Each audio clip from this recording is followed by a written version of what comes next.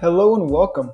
The goal of this podcast is to get listeners connected with others in the sports industry because they say it's all about who you know, and now you know us. All right, here we go. Hello and welcome, everybody, to another episode of the Constant Sports Podcast. Today we have Jeff Parry joining the show. Thanks for joining us today, Jeff. Happy to do it. Thanks for having me. Yeah, no problem. And then, so a little background on Jeff. He's the founder of JP Sports, newly JP Sports, as he's an expert in NIL, brand growth, contract negotiation.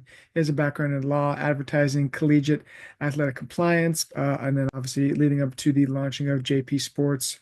And that's pretty recent, right, Jeff? Yeah, it's been I don't know, about 6 or so weeks. So yeah, fairly recent.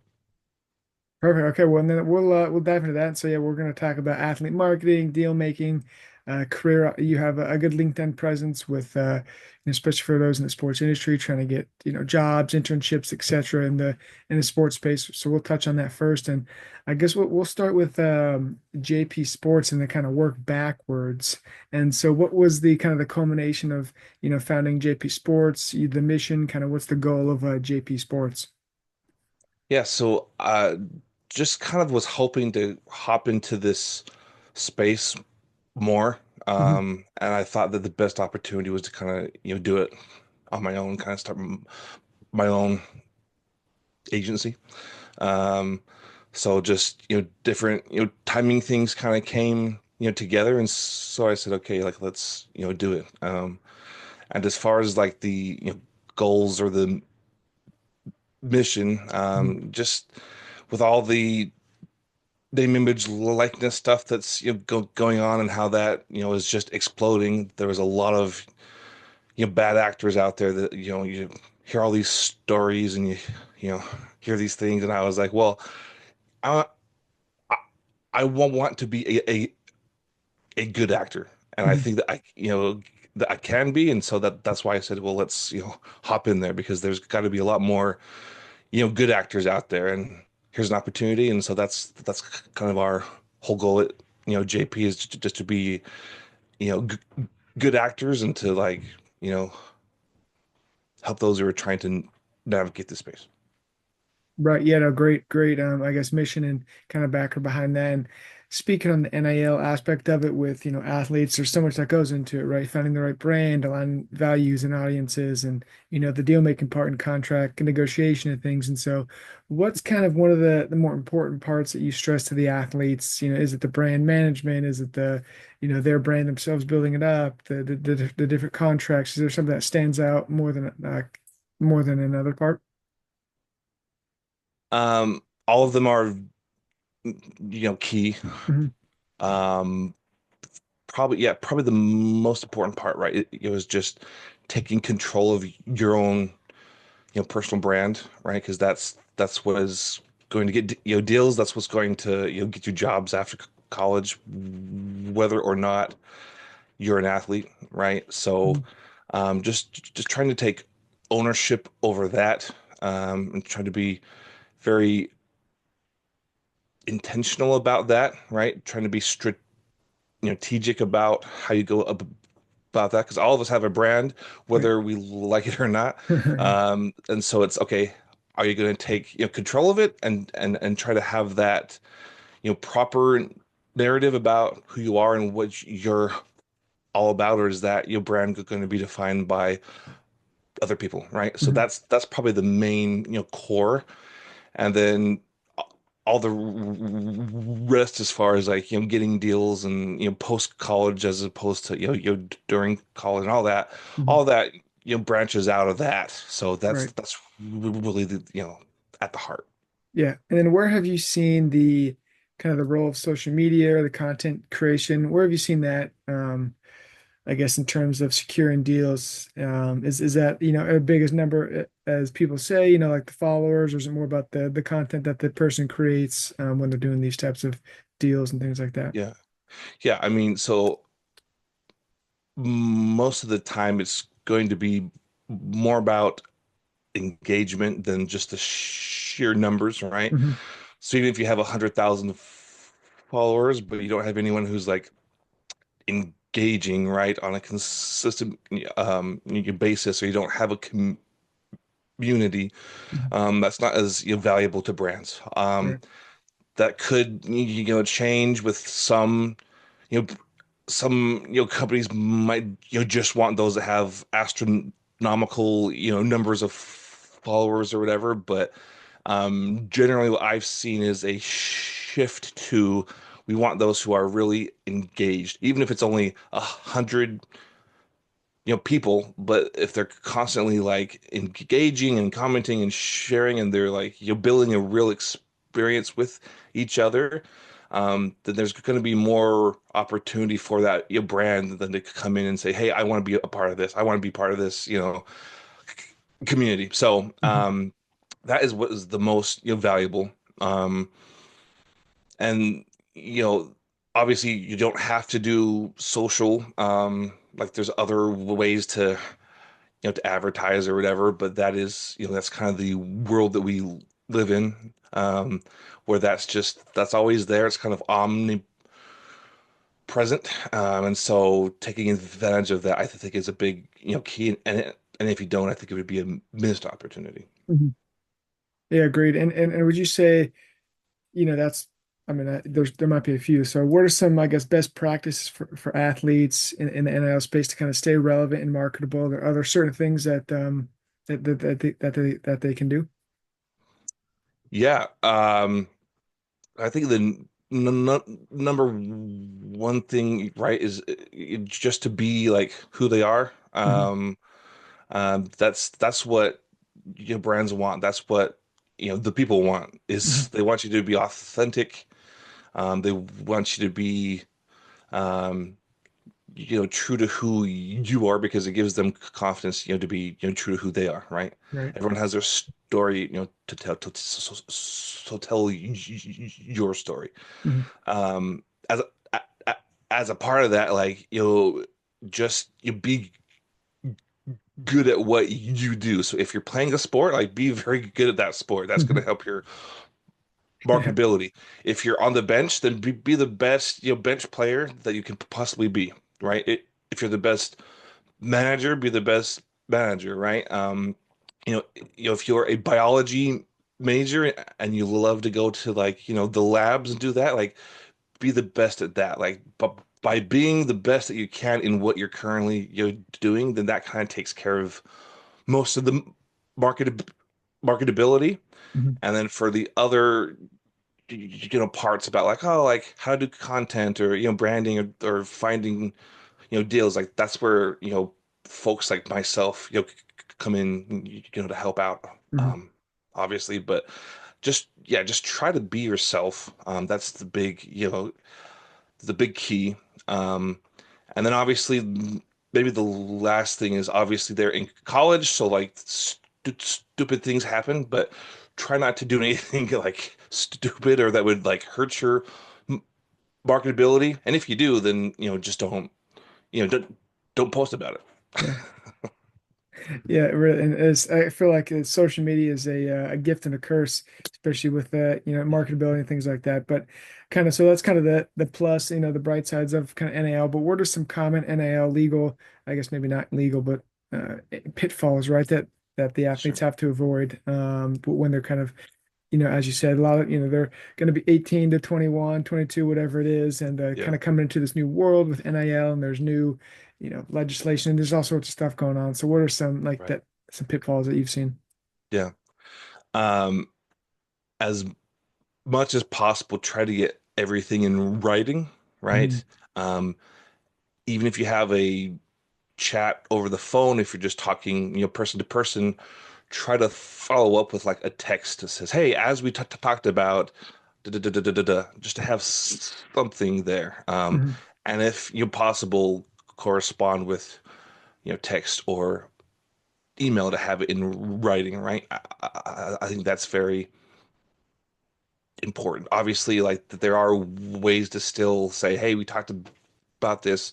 It Hmm. still counts as a contract or whatever, but that's a lot harder to do. So get everything in writing. um I would also say, like, that it's okay to take your time. It's okay to say, hey, I don't understand this. Can we talk about it? It's okay to say, you know what? I don't know what I'm doing. I'm going to hire an attorney, or I'm going to hire, JP Sports to kind of take a gander at this. Like that's why um, all of us are here, because that's Mhm. like our jam. That's what we do, right? As a job. So it is totally fine to say, look, I'm 18, 19, 20, 21, 22. I'm intelligent. I'm going to college. I'm going to be a doctor or whatever, right? But like, I still don't understand all these, terms or Mhm. exactly what's being asked of me. So it's okay to pause and double check and talk to somebody and all that jazz. And then the last thing I would say is just try to stay up to date on current trends. Try to be well read. Try to be educated about what's happening. You don't have to stay on top of it like every hour of every day, but like what's happening on Twitter, what's the big story as far as, college sports? Like what is happening and, going on, and how does it have an application, to you? And if you do that, I think you're well ahead of most of your peers. So, Yeah. Yeah, for sure. And obviously that, it's going to go hand in hand. And then, with kind of my next question or topic, rather, it's kind of the whole navigating the NCAA with its, bylaws, the new house settlement that's coming up, I think hmm in about a week or hmm so, and yeah, those types of things. So where do you kind of see the landscape as of now for NAL, and how do you see it kind of shifting in the future, if at all? yeah.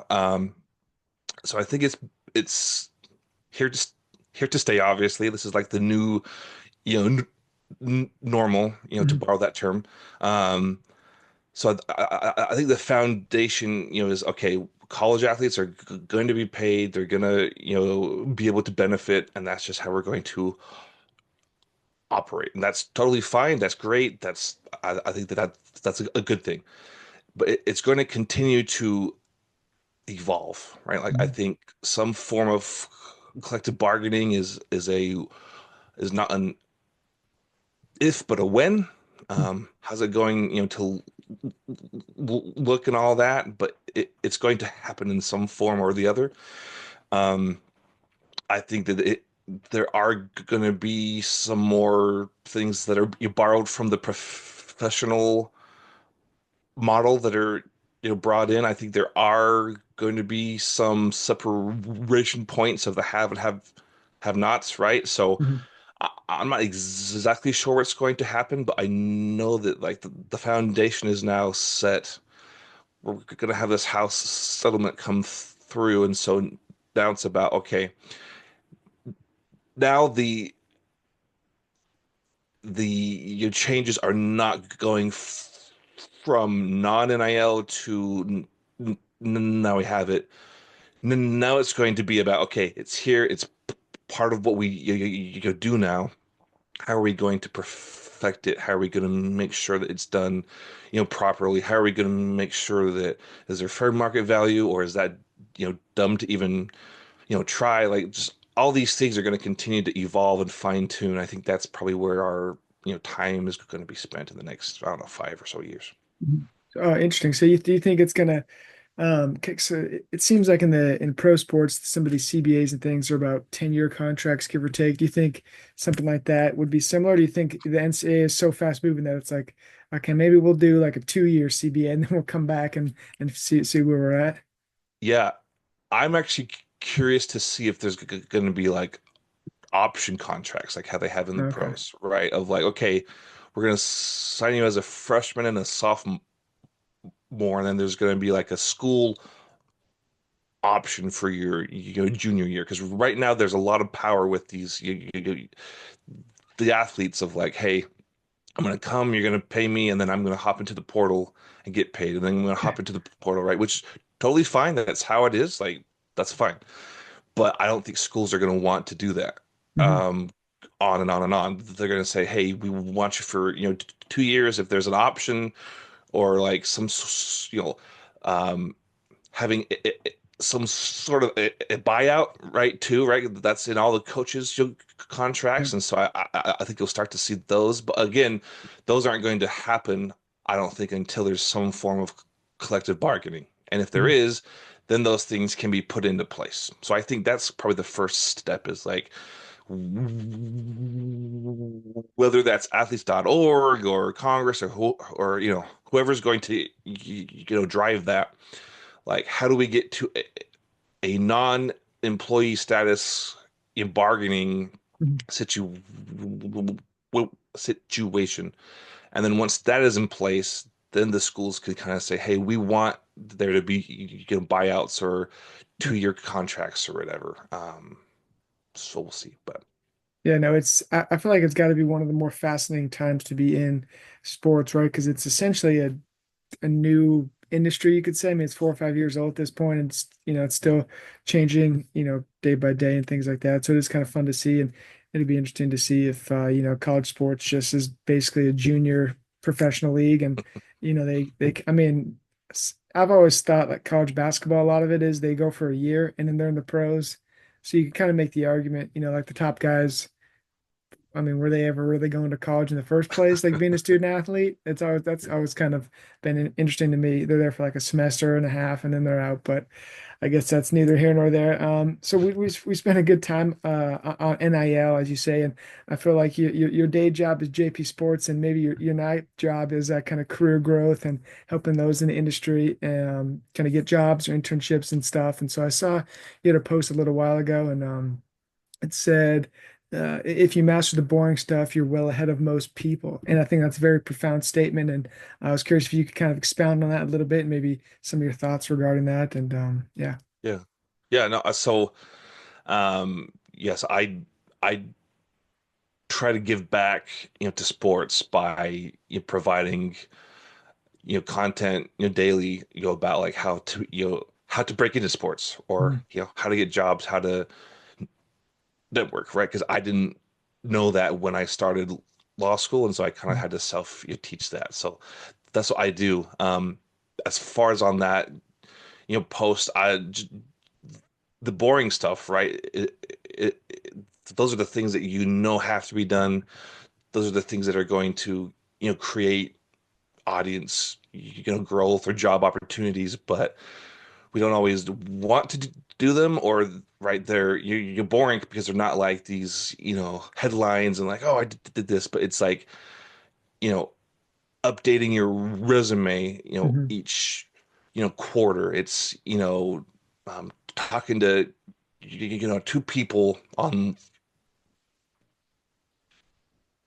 LinkedIn or whatever, Mhm. just like those small drops in a bucket that can like add up over time. So that's the idea, is like, do these things, stay on top of things, stay, polished in these, jobby type of, categories of, tasks and things that you've got to do. And if you do that, like you're well ahead, because everybody else is going to be like, oh, I don't, have a job. I gotta like talk to some, big guy at a company, and you'll get a job, and say, well, if you just do the basic simple things for a long time, then that'll kind of take care of itself. So that was the idea of that. Got it. I love that. And then I guess there's doubling down there is I'm assuming you've talked to a lot of people that are just getting into sports and trying to connect and network. And what are some things that stand out as some of these students maybe applying for jobs or internships, certain skills or traits that you've seen that is kind of common in the space? Yeah. So, well, what is becoming increasingly obvious, to me, is like there's a ton of applicants for all jobs, Okay. right? Especially sports jobs. And Hmm. so if all you're doing is applying online when those pop up, then you might get the job if you're highly qualified, and if you just pop. But I think the smarter way to go about it is not just try to go on and apply for 10,000 online um postings, but like build your network and talk to people and have that be your first stop, right? Hmm. So obviously you've got to still apply and click the button or whatever, but like have your first stop, you'll be, hey, who do I know that I've talked to about this type of a a job, or who do I know at that school or that company, and start there, and you build those relationships, because then when it comes time to apply to those jobs, then you already have some sort of a built-in contact, and that's going to separate you far more than the stuff you're going to apply with. Um, I would also say that those who are the most successful aren't scared to create their own opportunity, right? Mhm. Obviously, there's a lot of internships and those type of things out there, but you might not have the time, or you might not have the ability, or you might apply and it's given to somebody else. Mhm. So can you create your own opportunity? Is that a podcast? Is that you volunteering for 2 hours, every Tuesday? Is that creating company on on the side? Like, so being courageous to kind of hop in and create your own content or your own opportunity, I think is also kind of a superpower that can separate you from others as well. Mhm. Agreed. Yeah, it's I guess that creating value and showing, the value before I guess it's asked upon also is important. That goes with, say you have a job, right? You kind of doing the little things as you mentioned, doing Right. going the extra step, being reliable, being that person that they can count on, I think is all very important. And then as you go forward, as you post a lot about kind of networking and you have kind of one, I guess, something that people mess up, it seems, or it's the easiest to mess up, and that's following up, from what I've seen. So I guess, why have you seen that play? I guess both ways. You've seen people follow up and then not follow up, obviously, Yeah. but by following up, kind of what's, I guess, the golden superpower, ticket to following up. Um, yeah, basically it's just to kind of do it naturally, right? Mhm. So there's these things called holidays and birthdays that are very Mhm. good natural opportunities to say, "Hey, how are you?" Right? So, Mhm. and that's all it takes is you go to a conference or whatever, and you talk to someone and you hit it off, and it's great. That's not going to like help or like grow into anything unless keep adding drops to the bucket, right? Mhm. It's like a plant. You got to keep giving it water and sunlight and all that jazz, right?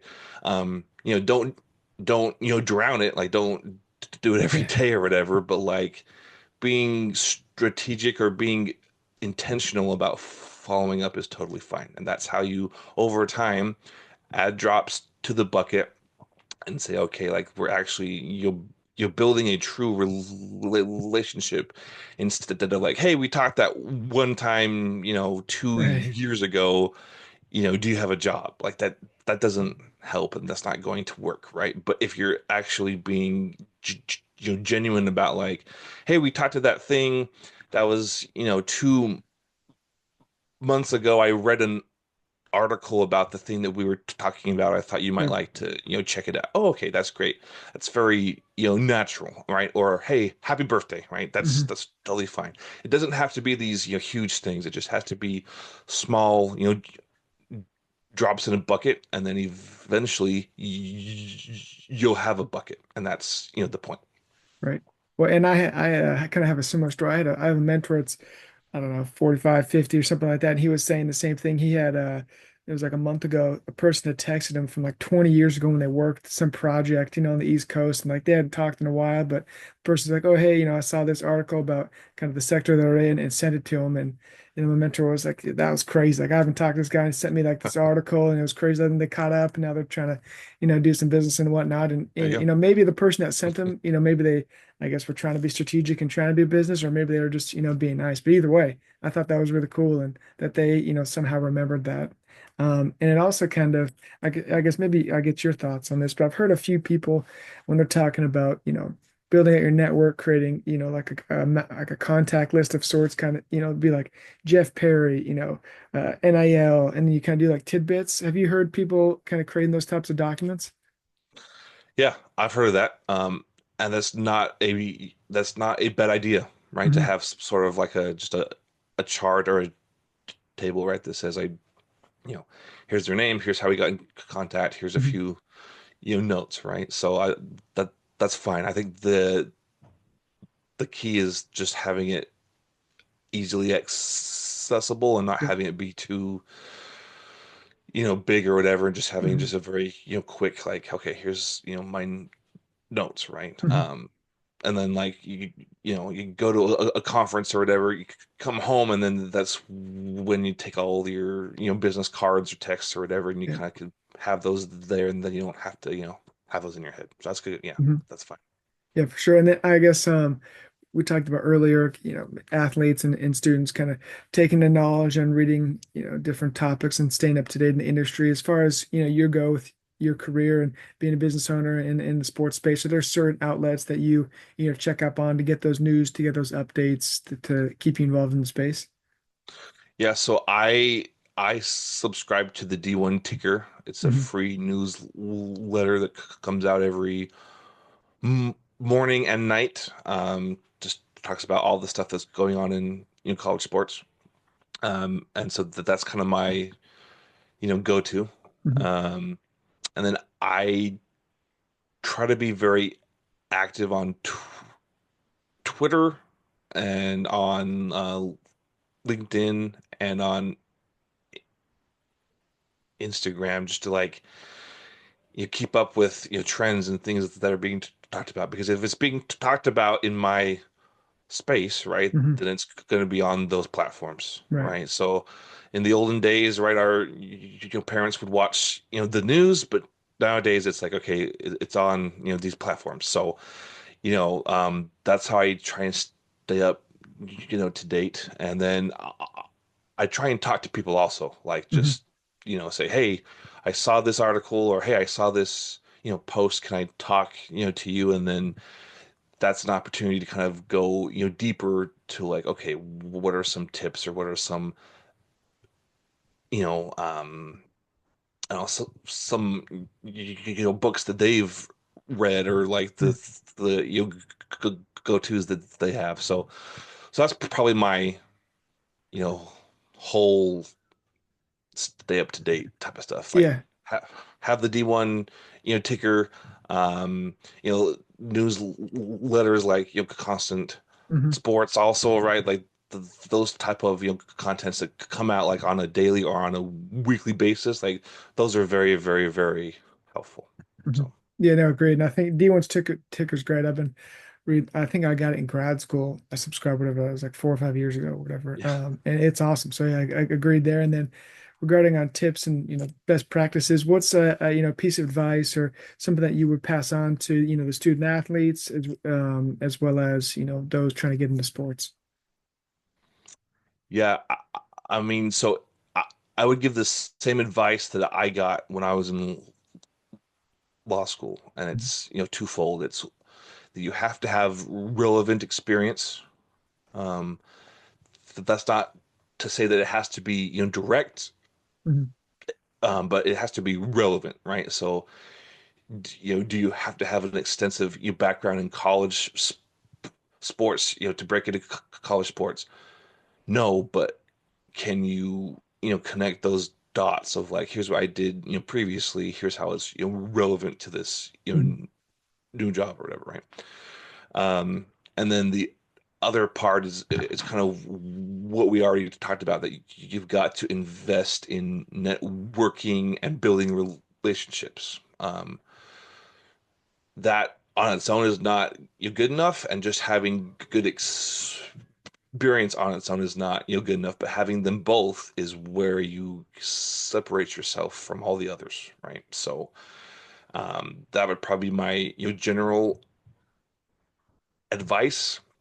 And then if I had to do like an add-on, I would say to um, understand what you're getting into before you hop into it. Like, if you Hmm. think, oh, I want to be in sports, like go shadow somebody and like actually learn what they do, because what they do is you're different from all the highlights, right? Of like, oh, it's a game day and oh, they're doing this. Like that's, yeah, that is a cool aspect of sports, Hmm. but like the day to day that you actually do, like try to get more exposure, to that, and then you'll know if you actually want to do that Mhm. as a career. Right. Yeah, no, well said. I agree 100%. I've said this before on the show, but I had worked at minor league baseball and rookie league, and I was good. After that summer, I was good. I Yeah, was like, I don't think I need to do baseball. I think I love baseball, played it, growing up, brothers played the whole deal, and working a minor league baseball is much different than, playing it or going through a game. So yeah, I for checked sure. that box, you know what I'm saying? I do. Is well, thanks for joining us today, Jeff, and we appreciate your insights on NIL and the I guess the sports sector for those trying to get into it and land their jobs. And before we go, where can the listeners and followers find JP Sports, find you, and kind of shout out anything you got going on? Yeah, so they can find me with my name, Jeff Parry on LinkedIn,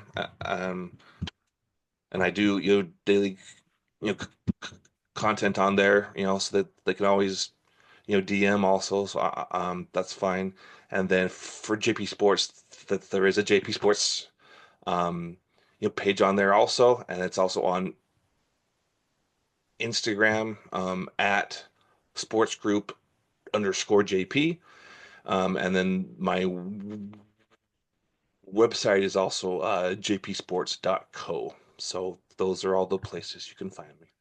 Perfect. Yeah, and we'll link those kind of in the description, and then obviously tag and do the things so the listeners and followers can find those pages, and especially the student athletes looking to, I guess, increase their brand value and need someone to look over their stuff. We'll For check sure. make sure to check out JP Sports obviously, and then like I said, Jeff, thanks for joining us today. We appreciate you coming by, and for the listeners and followers, thanks for joining us, and we'll see you guys next time.